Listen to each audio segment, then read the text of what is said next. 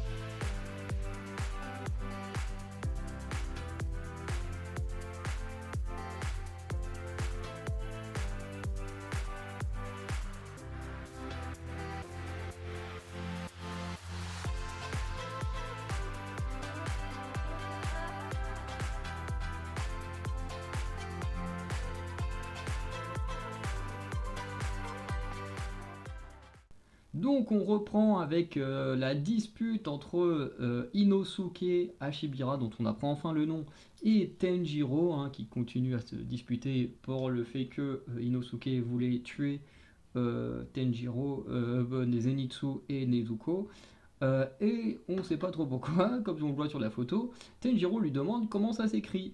Et du coup, on apprend, alors sur la photo, c'est une autre traduction que celle que moi j'ai lue dans le tome, parce que le tome 4 c'est un tome que j'ai lu en version papier, et du coup on lui dit, enfin c'est pas marqué la même chose, mais ça revient un peu au même, parce que du coup dans le livre écrit, on apprend que Zenitsu ne sait ni lire ni écrire, alors que dans la photo que vous voyez, il dit globalement, il montre juste qu'il ne sait pas écrire, alors que dans le livre, c'est clairement expliqué, c'est clairement dit, je ne sais pas lire ni écrire.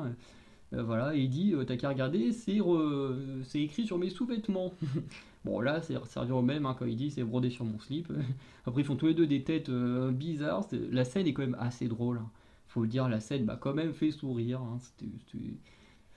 Quand t'imagines les deux, ils sont hyper énervés, ils ont envie de se battre, et puis d'un coup, t'en arrives en mode, oui, je m'appelle machin, oui, regarde sur mon slip, moi je sais pas écrire. Puis là, tu te rends compte de l'absurdité du truc. Et au final, suite au coup de boule de Tenjiro, Inosuke finit par s'écrouler au sol après le temps que son corps réagit aux dégâts qu'il a subis. On reprend avec le réveil de Inosuke qui veut continuer à se battre. Mais les autres enterrent les morts, puisqu'il y a eu apparemment pas mal de morts dans le manoir. Et du coup, ils décident avec les enfants qu'ils ont sauvés d'enterrer tous les autres qui n'ont pas la chance d'avoir survécu. Tenjiro va réussir à manipuler Inosuke en jouant sur sa blessure, mais surtout sur son ego, afin que ce dernier les aide à enterrer les cadavres. Parce qu'au début, il est en mode oui, mais bon, j'en ai rien à foutre d'enterrer les cadavres et tout. Et puis Tenjiro commence à dire oui, c'est vrai que t'es blessé là. C'est vrai que t'es blessé, tu ferais mieux de te reposer, c'est vrai que tu pourrais pas nous aider et tout. Et puis là, bon, dans le bouquin, il pète à peu près le même câble, c'est à peu près le même texte, en mode quoi. Moi je peux enterrer autant de corps que je veux. J'ai fait emmène-moi tout le monde, j'enterre tout le monde. Et du coup, il finit par les aider. Du coup, grâce à ce moment, ça va permettre de calmer toutes les tensions et que Inosuke, Tanjiro et Zenitsu arrivent à bien s'entendre, globalement. Et du coup, à la suite de ça, le groupe va devoir se séparer, même si Zenitsu ne veut pas lâcher Soichi, donc Soichi qui est le jeune homme que Zenitsu a sauvé dans le manoir, pour que ce dernier continue à le protéger, parce que Zenitsu, dans sa tête, s'il a survécu, c'est grâce à lui. Et quand je dis lui, c'est Soichi. Alors qu'en réalité, c'est Zenitsu qui a fait tout le travail. Mais comme il était endormi à ce moment-là, bah, il s'en souvient pas. La scène est un peu absurde. Là, j'avoue que ça m'a fait marrer, parce que c'est plutôt marrant. Mais c'est quand même assez rare que Zenitsu me fasse rire. Après, Inosuke, j'avoue qu'en termes de personnage, j'avoue que je l'aime pas plus que ça, parce que c'est juste le mec plein de testostérone, complètement débile. Enfin, bref, c'est clairement le cliché du mec qui va en salle de muscu, ou le mec voilà, qui a deux neurones et puis qui se croit super fort, machin. Enfin, Inosuke, c'est un peu ce genre de cliché, j'aime pas trop ce genre de choses. Mais en même temps, bah, faut le dire, dès qu'il a des trucs débiles à faire ou à dire, bah, ça me fait quand même rire. Donc, en tant que personne, j'aime pas le personnage d'Inosuke, mais en tant que gag, j'avoue qu'il me fait beaucoup, beaucoup plus rire que Zenitsu. Du coup, on continue de découvrir Inosuke, voilà, comme je disais, qui est la masculinité virile au plus grand paroxysme, hein. Peut-être à deux doigts d'être un incel, hein. Mais bon, il n'a pas l'air de s'intéresser aux femmes, donc ça va, il échappe à la pire chose qui existe chez les hommes. Mais c'est vraiment le mec qui va être absolument viril et tout, alors ce qui en fait pas des gens mauvais. La preuve étant que je connais un gars qui est comme ça, hein. Alors c'est pas non plus un grand ami, hein, je l'apprécie mais sans plus. Mais effectivement, je connais des gars comme ça qui sont en mode oui, bah, de toute façon que je sois viril, surtout devant les filles et tout.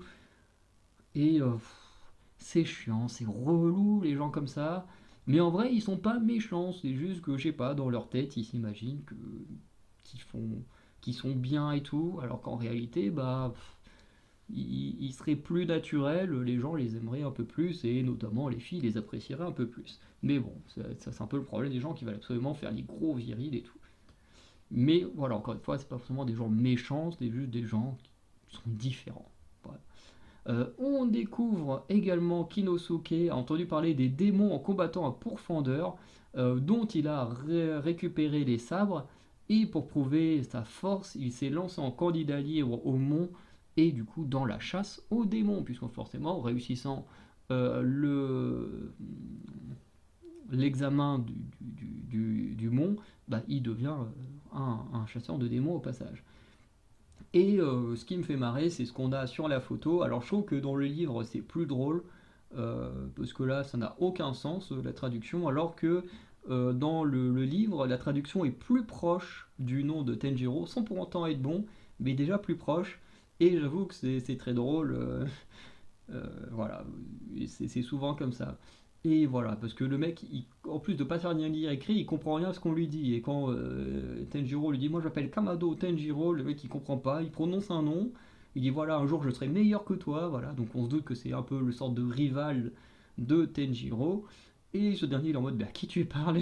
L'autre fait, bah à toi.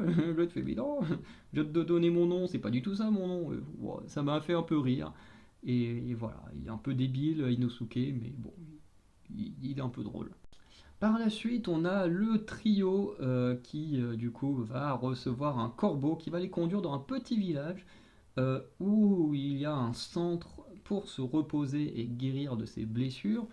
Voilà, et on découvre la famille aux fleurs de glycine, donc qui a été autrefois sauvée par des démons, enfin sauvée par des chasseurs de démons contre des démons, et donc offre le gîte, le couvert et les soins du coup aux chasseurs quand ils en voient. Donc ça c'est plutôt cool. Alors c'est un groupe qu'on verra juste là, hein, on les a pas revus après, enfin pour l'instant j'en suis, on les a jamais revus, mais je trouve ça plutôt pas mal, ça ajoute un petit peu de lore à l'histoire de Demon Slayer, même si après les prochaines blessures du trio seront au domaine papillon. Vous comprendrez pour ceux qui en sont pas encore là, et pour ceux qui ont déjà vu, bah, vous savez de quoi je parle. Et du coup, grâce au médecin, on découvre que Zenitsu a deux côtes cassées, Tenjiro en a trois et Inosuke en a quatre. Donc on sent un de ceux qui sont les moins courageux ou plus courageux, ou les plus idiots, hein, les plus téméraires. Voilà, bon, il y aurait plein d'adjectifs pour les qualifier, ça dépend ce qu'on en pense. Ensuite, on a Tenjiro qui va s'excuser auprès d'Inosuke pour la bosse qu'il lui a faite avec le coup de boule, mais ce dernier il refuse de s'excuser pour Zenitsu et tente même de provoquer Tenjiro pour le combattre, mais ça ne marche pas. Tenjiro, voilà, il l'apprécie même s'il est un peu débile, mais il veut pas se battre contre lui. Zenitsu va leur poser la fameuse question que tout le monde se pose, enfin lui et Inosuke, c'est pourquoi Tenjiro se promène avec un démon. Et du coup, Tenjiro va le remercier de l'avoir protégé. Voilà, il va lui expliquer les choses, hein, que c'est sa sœur, machin, qui a été mordue, mais qu'elle mange pas d'humain. Au début, enfin non, il va pas lui dire tout de suite que c'est sa sœur, parce que Nezuko elle va sortir de sa boîte, Zenitsu il va paniquer jusqu'à ce qu'il se rende compte que la meuf est canon. Bon, ok, elle est plutôt mignonne, Nezuko, oui, Nezuko, mais bon, pas non plus la personne la plus jolie de tous les mangas. Mais lui, il va complètement la trouver canon et il va hurler jusqu'au matin à Tenjiro en pensant que c'est sa crush et que voilà, en gros, il a tenté, il a risqué sa vie juste pour que Tenjiro puisse passer du bon temps avec une meuf. Bon, forcément, quand il va prendre que c'est la sœur de Tenjiro, ça va le calmer 5 minutes, mais ça n'empêche que voilà. Après, j'avoue que ce genre de scène, j'en suis pas fan du tout. Donc voilà, on va pouvoir conclure sur ce petit chapitre, hein, et c'est vrai que c'est plutôt sympa. On découvre pas mal Inosuke qui m'a un peu fait rire. Voilà, je suis pas non plus hyper fan du personnage ultra viril et tout ça, mais en soi, je le trouve plutôt marrant comme personnage. On a Tenjiro qui est toujours très cool, et bon, Zenitsu qui m'a un peu saoulé. Surtout sur la scène en mode oui, machin est canon et tout. Alors il y a un chapitre, dans une vingtaine sûrement de chapitres, on reviendra un peu dans le même genre, qui m'a saoulé avec Zenitsu, parce que le mec il est insupportable avec les meufs, et ça c'est... J'ai vraiment du mal. Je sais que c'est un perso de manga. Pourtant, j'adore Sanji, hein, Sanji voilà, hein, qui a des comportements très déplacés. Mais Sanji, je le trouve drôle parce que. Et j'ai vu quelqu'un en parler il y a pas longtemps, je crois que c'est Manga Trash, voilà, qui parlait d'anime et tout. Et en fait, je trouve que je comprends en fait à quel moment les persos comme Sanji sont drôles ou pas drôles. C'est vrai que par exemple, un personnage comme Sanji ou Brook, hein, dans One Piece, sont deux gros pervers. En fait, ils sont drôles parce que, en fait, à chaque fois qu'ils ont des comportements déplacés, ils se font défoncer. Surtout quand c'est Nami. Parce que, enfin bon, après, de toute façon, Sanji, ça devient très rapidement un canard du côté de Nami et Robin. Mais c'est vrai qu'à chaque fois qu'ils ont des comportements déplacés, ils se font remettre à leur place.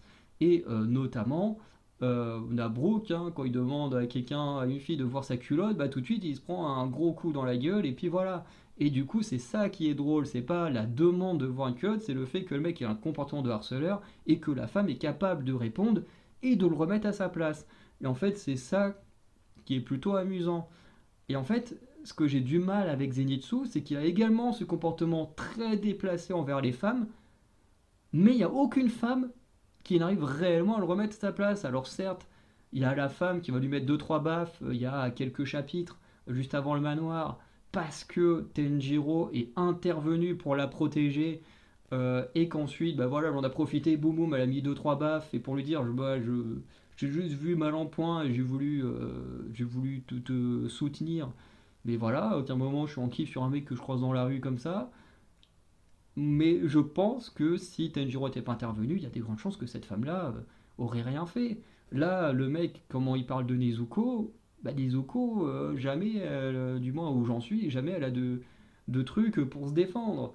Et le comportement qu'il aura aussi plus tard, et ben il va le faire dans son coin face aux mecs, mais les mecs ils réagissent pas. Enfin, et en fait, c'est pour ça que Zenitsu, j'ai beaucoup de mal avec lui. C'est que certes, il reprend pas mal de comportements déplacés de perso, et en même temps, ben, comme là, un comportement déplacé envers les femmes, en attendant, il se fait pas remettre à sa place par les femmes. Et ce qui fait que, bah, du coup, je trouve pas ça drôle. Et je trouve ça même très gênant. Alors je sais pas comment vous vivez le truc par rapport à Zenitsu, hein. Peut-être que certains trouvent ça juste drôle et voilà. Après, faut pas oublier, c'est juste un personnage de manga, hein. Mais, et puis en plus, personnage de manga, c'est-à-dire société japonaise où les femmes ne sont pas traitées comme en Europe notamment. Donc forcément, c'est une culture très différente, hein, je m'en doute bien. Mais, mais j'ai quand même du mal avec ça. Voilà, quand je préfère largement un personnage comme Sanji ou Brook qui vont se refaire remettre à leur place, ou même d'autres personnages un peu pervers dans d'autres mangas, plutôt que ceux, ben, comme dans l'animé de Cell Deadly Sins, ou là, avec Zenitsu, des personnages très pervers et qui du coup ne se font pas remettre à leur place. Ça, j'ai du mal. Ça, honnêtement, j'ai du mal. C'est très cringe, c'est très bizarre. Après, c'est comme ça, hein. Malheureusement, l'œuvre a été écrite comme ça, le perso a été écrit comme ça. Et voilà, ça fait que c'est un perso que je ne peux pas réellement apprécier. Certes, il a des côtés badass, je ne peux pas le nier, mais je ne peux pas aimer Zenitsu avec les comportements qu'il a. Bref. En tout cas, n'hésitez pas à me dire ce que vous pensez de ce chapitre, ce que vous pensez de Zenitsu. Et on se dit à très bientôt pour de nouvelles vidéos. N'hésitez pas aussi à répondre à ce débat en mode est-ce que vous aimez ces personnages qui ont un côté harceleur envers les femmes? Est-ce que vous les détestez ou est-ce que pour vous, vous arrivez quand même à les apprécier quand bah, ils ont ce comportement-là, mais qu'ensuite ils se font complètement punir par les femmes ou des choses comme ça? Bref, n'hésitez pas à me le dire. Et sinon, bah voilà, on se dit à la semaine prochaine pour un nouveau chapitre. Ciao les Anacalypsiens.